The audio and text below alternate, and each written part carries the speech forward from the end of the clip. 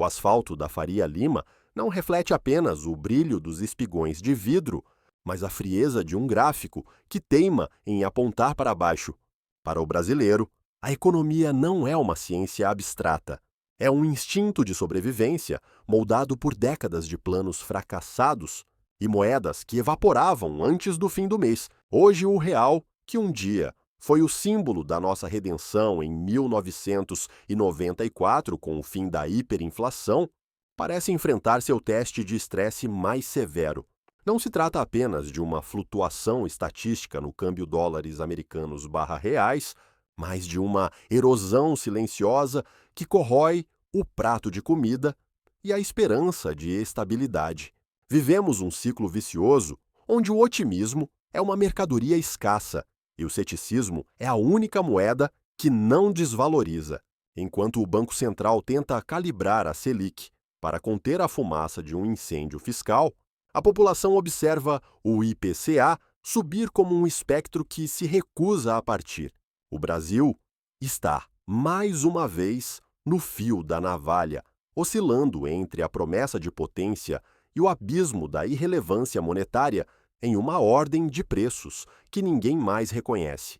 O dólar, acima da barreira psicológica dos R$ 5, deixou de ser uma anomalia temporária para se tornar a nova âncora do pessimismo nacional.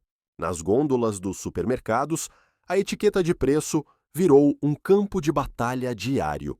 O fenômeno não é apenas inflacionário, é a manifestação física da desvalorização do nosso trabalho.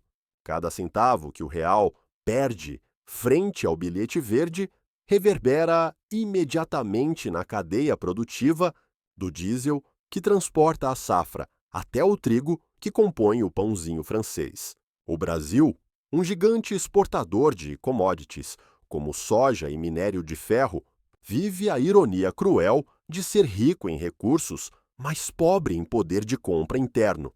A volatilidade cambial não é apenas um gráfico para operadores de mesa em São Paulo. É o termômetro de uma febre social que queima o orçamento das famílias. A classe média, outrora o motor do consumo, agora pratica uma economia de guerra, cortando o supérfluo para garantir o essencial, enquanto observa, com uma mistura de fadiga e revolta, o derretimento do seu padrão de vida em tempo real. A engrenagem que move a economia brasileira está travada em uma armadilha fiscal de difícil escape. O mercado financeiro, como um organismo hiperreativo, monitora cada vírgula que sai de Brasília. Quando o governo sinaliza um aumento nos gastos públicos, sem uma contrapartida clara de receita, o prêmio de risco dispara.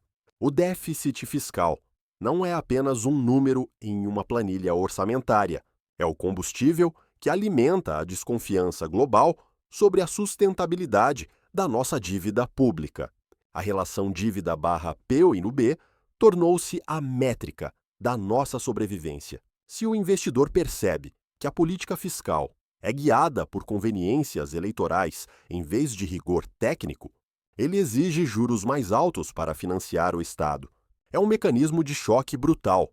Decisões políticas impensadas geram fuga de capital, o que pressiona o câmbio e força o Banco Central a manter a Selic em patamares restritivos. O Brasil caminha sobre um gelo fino, onde qualquer deslize na gestão das contas públicas pode quebrar a confiança institucional e mergulhar o país em uma crise de solvência sem precedentes. Olhar para os nossos vizinhos na América Latina é como observar um espelho retrovisor que reflete um futuro indesejado. A Argentina, outrora uma das economias mais prósperas do mundo, tornou-se o caso clássico de como o populismo e a má gestão monetária podem aniquilar uma moeda. O Brasil, no entanto, não precisa olhar apenas para fora para sentir o calafrio da instabilidade. As cicatrizes da nossa própria década perdida, nos anos 80, ainda estão abertas na memória coletiva. Naquela época, a hiperinflação não era um conceito teórico, mas uma realidade onde os preços nos supermercados mudavam 2 vezes ao dia. O fantasma dos planos econômicos fracassados, como o Cruzado e o Collor, serve como um lembrete constante de que a estabilidade é um edifício frágil. Comparado à Turquia de hoje, que flerta com a ortodoxia e o caos, o Brasil tenta se distanciar do abismo através de instituições mais sólidas. Contudo, a lição histórica é clara. A fronteira entre a solvência e a ruína é estreita, e a confiança internacional, uma vez perdida, leva gerações para ser reconstruída. O medo de retroceder ao caos inflacionário de 1990 é o que mantém os mercados em alerta máximo, pois a história brasileira é feita de ciclos de glória breve e quedas profundas. O impacto interno dessa desordem econômica redesenha a pirâmide social brasileira de forma cruel. A classe média, outrora o símbolo de uma nação em ascensão, hoje se vê espremida entre a estagnação dos salários reais e um custo de vida indexado ao dólar. Enquanto isso, o Brasil vive a dualidade de ser o celeiro do mundo. O agronegócio, movido pelos preços globais da soja e do milho, sustenta o PIB e evita um colapso total das contas externas. Mas essa pujança cria uma economia de dois andares. De um lado, o interior próspero e mecanizado. Do outro, as periferias urbanas lidando com a insegurança alimentar. Paralelamente, assistimos à agonia silenciosa do setor industrial. A desindustrialização precoce é uma ferida aberta. As fábricas fecham ou se transformam em meros centros de distribuição de produtos estrangeiros. O país que um dia sonhou com a vanguarda tecnológica agora se vê dependente da exportação de minério de ferro para sustentar um consumo interno cada vez mais empobrecido. É a reprimarização da nossa pauta, onde trocamos valor agregado por volume bruto, perdendo a capacidade de gerar empregos qualificados. No fim, a força do campo não consegue esconder a fragilidade de um mercado interno que definha sob o peso de juros proibitivos e uma produtividade estagnada. O sistema reage com o rigor de quem sabe que não há margem para erros. O Banco Central do Brasil encontra-se no epicentro de uma queda de braço histórica entre a necessidade de ancorar as expectativas de inflação e a pressão política por crescimento imediato. A taxa Selic, mantida em patamares que sufocam o crédito, mas protegem a moeda, é o único dique que contém a inundação do capital especulativo e a desvalorização descontrolada. No Ministério da Fazenda, o discurso de equilíbrio fiscal enfrenta o desgaste de uma realidade onde as receitas não acompanham o apetite por gastos públicos e promessas sociais. O arcabouço fiscal é lido pelo mercado como uma promessa frágil, um mapa que muitos temem ser rasgado ao primeiro sinal de recessão severa. Existe uma tensão palpável. De um lado, técnicos que operam com planilhas e modelos de metas de inflação. Do outro, uma classe política que vê nos juros altos o vilão do desemprego. Essa divergência sistêmica gera um ruído constante que o investidor estrangeiro interpreta como instabilidade crônica, mantendo o prêmio de risco elevado e condenando o país a um crescimento anêmico, onde a política monetária serve apenas como um torniquete para evitar uma hemorragia maior na confiança das instituições financeiras e no valor residual do real. Diante de um cenário de incertezas, o brasileiro médio deixou de ser um poupador passivo para se tornar um estrategista de guerrilha financeira. A estratégia de sobrevivência é clara: proteger o que resta do poder de compra contra a inflação e a desvalorização cambial. O Porto Seguro tradicional ainda é o CDI, impulsionado por uma taxa Selic que premia quem tem liquidez e pune severamente quem precisa de crédito. Para as camadas mais ricas, a diversificação internacional tornou-se a regra de ouro. Contas em dólar e investimentos em Wall Street servem como um colete à prova de balas contra as variações erráticas do real. No entanto, a novidade é a democratização dessa proteção. através de corretoras digitais e criptoativos, até o pequeno investidor busca refúgio em stablecoins pareadas ao bilhete verde. Paralelamente, o mercado imobiliário e o ouro ressurgem como reservas de valor em momentos onde o papel, moeda, parece derreter nas mãos. É a cultura da defensiva.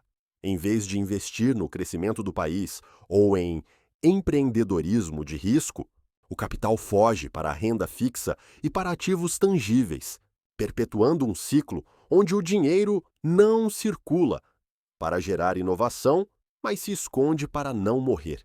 No Brasil de hoje, o sucesso financeiro não é medido pelo quanto se ganha, mas pelo quanto se consegue preservar diante de um sistema que parece desenhado para consumir o patrimônio acumulado através de impostos, juros altos e uma desvalorização que nunca dorme. A nova normalidade brasileira não é um estado de equilíbrio, mas uma crise em banho-maria. O cidadão comum acostumou-se a viver no limite, desenvolvendo uma casca de cinismo que o protege das manchetes bombásticas. Essa resiliência é, na verdade, uma forma de fadiga social, enquanto os indicadores, como o IPCA e a taxa de desemprego, mostram números que o governo tenta celebrar, a percepção nas ruas é de um país estagnado. O abismo entre a economia dos dados oficiais e a economia real do cotidiano amplia a polarização. A confiança, esse ativo intangível essencial para qualquer nação próspera, tornou-se o recurso mais escasso no Brasil. Sem confiança nas regras do jogo, o horizonte de planejamento das empresas e das famílias encurta para o próximo trimestre no máximo. O Brasil tornou-se a terra do curto-prazismo, onde sobreviver ao dia de hoje é a única meta viável. Esse estado de alerta constante drena a energia criativa do país, transformando o potencial de uma potência emergente em uma luta perpétua para não cair no ranking das maiores economias do mundo, enquanto a inflação de serviços e a carga tributária recorde asfixiam qualquer tentativa de inovação genuína que não venha de setores protegidos ou subsidiados. Enquanto o topo da pirâmide financeira se protege com a rentabilidade garantida dos títulos públicos, a base da pirâmide afunda no pântano do endividamento crônico. O Brasil ostenta uma das maiores concentrações bancárias do planeta, o que permite spreads que desafiam a lógica econômica de qualquer país desenvolvido. Para o consumidor médio, o juro real não é apenas o número divulgado pelo Copom. É a taxa proibitiva do cheque especial e o rotativo do cartão de crédito que ultrapassa os 3 dígitos ao ano. Esse cenário criou uma massa de zumbis financeiros, milhões de brasileiros, que trabalham apenas para pagar o serviço de dívidas contraídas para o consumo básico. O endividamento das famílias atingiu patamares históricos, travando o consumo e, por consequência, o crescimento do PIB. Não se trata de falta de educação financeira, como alguns tecnocratas sugerem, mas de uma estrutura que empurra o cidadão para o crédito fácil e caro em momentos de desespero inflacionário. O sistema financeiro brasileiro é resiliente e lucrativo, mas sua prosperidade parece crescer na mesma proporção em que as famílias perdem sua capacidade de poupança e sua liberdade de escolha, tornando o crédito não uma alavanca de progresso, mas uma âncora que arrasta o futuro para o fundo do poço de uma insolvência silenciosa e generalizada. O custo Brasil é a muralha invisível que separa o potencial do país de sua execução. Trata-se de um amálgama de logística precária, insegurança jurídica e um sistema tributário tão complexo que beira o irracional.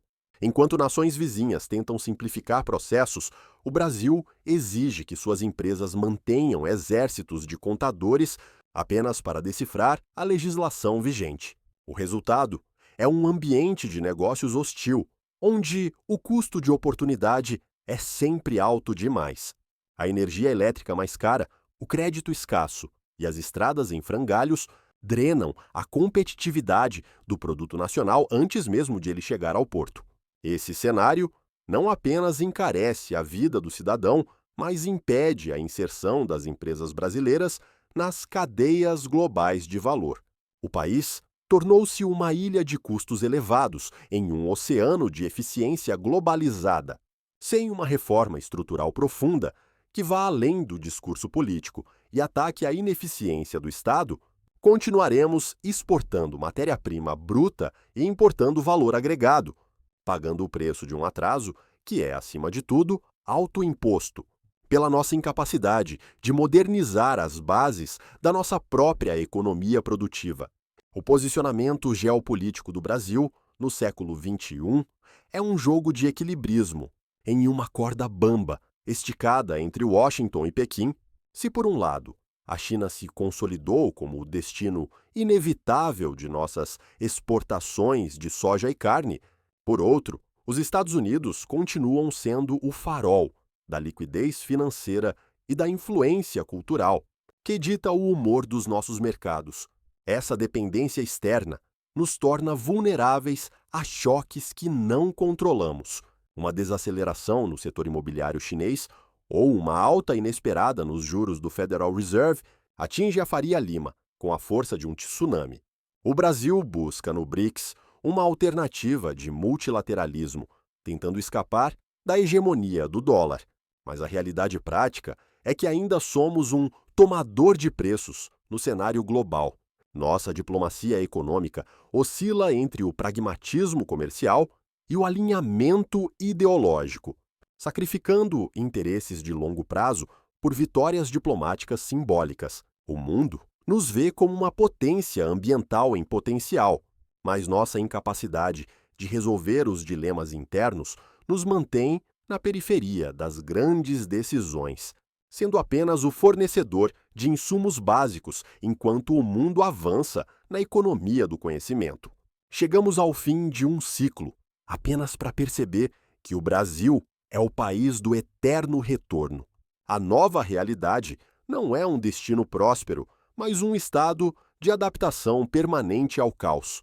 Aprendemos a navegar em águas turvas, onde a linha entre o crescimento explosivo e o colapso total é mais fina que um fio de cabelo.